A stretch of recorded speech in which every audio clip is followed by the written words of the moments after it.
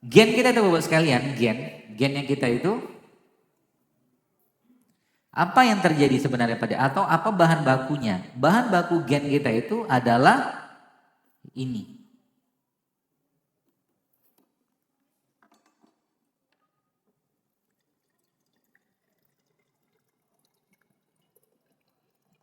Air kelapa.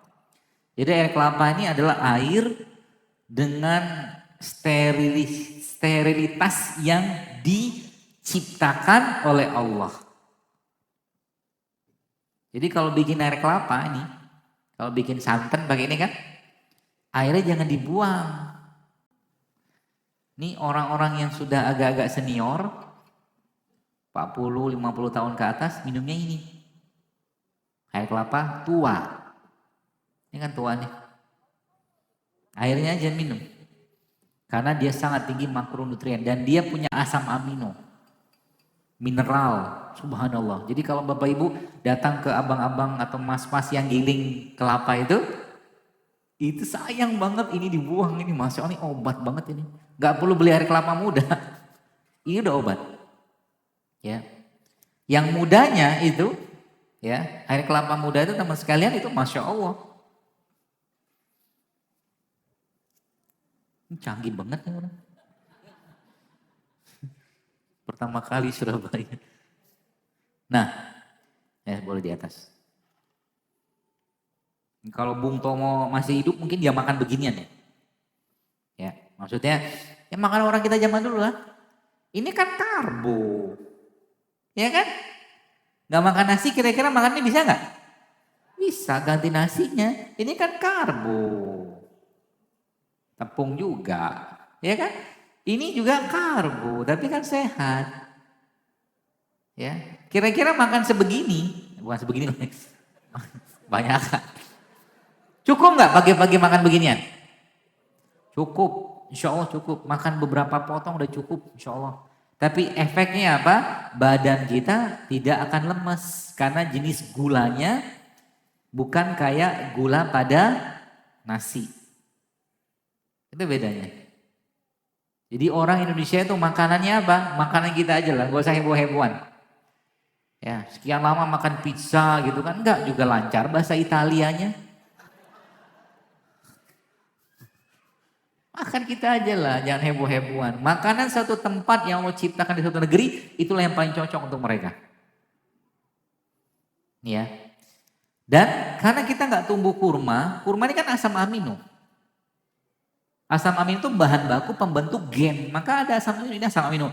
Di Saudi atau di Arab nggak tumbuh kelapanya. Di sini Allah ciptakan. Jadi kita nih, Indonesia nih boleh saya katakan is a blessing country. Negara yang penuh berkah loh sebenarnya. Ya, kalau seandainya penduduk negeri ini bertakwa kan kalau bahasa saya dalam persepsi saya gitu ya.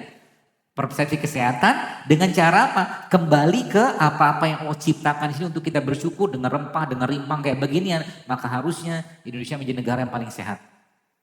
Harusnya. Tapi nafsunya harus kita kendalikan juga kan. Ini air kelapa. Minum air kelapa muda kayak begini kan, anggaplah ini muda, kayak seperti sih muda. 3 bulan ya, 1 hari satu begini aja 1 hari turun tensinya insya Allah. Ya, tekanan darah turun, gennya akan bener lagi ya. Airnya aja, gak usah dagingnya. Masya Allah kan. Tambah dengan makan beginian. Ya, apalagi tambah kita dengan begini ini mulailah berdekatan atau kembali ke mereka ini. Pagi-pagi misalkan tinggal dikupas sedikit, cek, digeprek, kasih air panas, kasih madu atau gula aren, kan gula aren, selesai. Gak ribet kita. Itu jauh lebih menyehatkan daripada minum teh saset. Bagi bapak-bapak yang suka makan kopi atau minum kopi, maaf. Silakan aja minum kopi, bagus. Pagi-pagi minum kopi. 1 gelas, 1 cangkir, tapi jangan pakai gula. Ya. Karena kopi akan menekan rasa lapar. Gak bawaannya pengen banyak makan. Kopi itu canggih begitu. Kopi, teh hijau, kayu manis, termasuk air putih juga bisa menekan rasa lapar. Jadi kalau yang masih suka makan gorengan, kalau sudah pernah ceritakan cara makan gorengan yang baik. Gorengannya dipotong-potong, siapin kuahnya, kacang atau apa gitu kan, celupin. Waktu mau makan, sebelum Anda ambil pakai garpu, Anda cemplungin gitu kan, cium dulu. Gitu. Waktu sudah selesai cium, Anda taruh, minum air putih. Ulangi berkali-kali.